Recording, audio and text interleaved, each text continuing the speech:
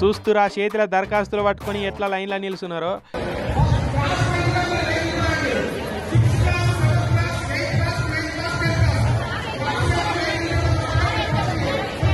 ఈ దరఖాస్తులు పట్టుకున్న వాళ్ళ దాంట్లో జాబులు చేసేటోళ్ళు ఉన్నారు, దందాలు చేసేటోళ్ళు ఉన్నారు, కాంట్రాక్టర్లు ఉన్నారు, అన్ని తీర్ల పనులు చేస్తున్న వాళ్ళు ఉన్నారు. అందరి తపన ఒకటే, దేవుడా నీ బాంచను మా పిల్లగాళ్ళకి ఈ బల్లెనే సీట్ రావాలి అని మొక్కు వచ్చి ఇట్లా బడికాడ అడ్మిషన్ కోసం గంటల కమానం లైన్లుగా ఇట్టిరు.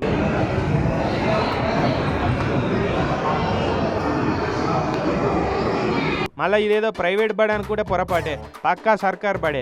సర్కార్ బళ్ళే అడ్మిషన్ కోసం ఇంతమంది వచ్చిరా.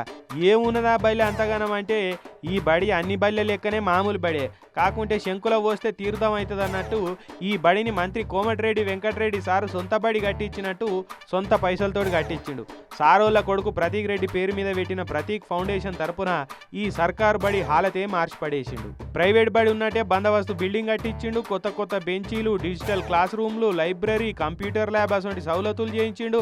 క్లాస్ రూమ్లలో ఏసీలు పెట్టించిండు, పిల్లగాలు తాగేతందుకు మినరల్ వాటర్ ప్లాంట్ పెట్టించిండు, బాత్రూమ్లు నీట్గా కట్టించిండు. మళ్ళీ చదువులు చెప్పేందుకు పెద్ద పెద్ద చదువులు చదివిన గవర్నమెంట్ టీచర్లే ఉండే. ఇక ఇవన్నీ ఉన్నాక పైసలు పెట్టి ప్రైవేట్లకు ఎందుకు తోలుతారు జనాలు కూడా. అందుకే జనాలంతా ఈ బల్లనే పిల్లగాలను జాయిన్ చేద్దామని పోటీలు పడుతున్నారు. ఇట్లా కొందరైతే కోమటిరెడ్డి సార్ తోటి రికమెండేషన్ లెటర్లు కూడా రాయించుకొని పోయిరట. అక్కడ పెద్ద సార్లకు కూడా ఇస్తున్నారట.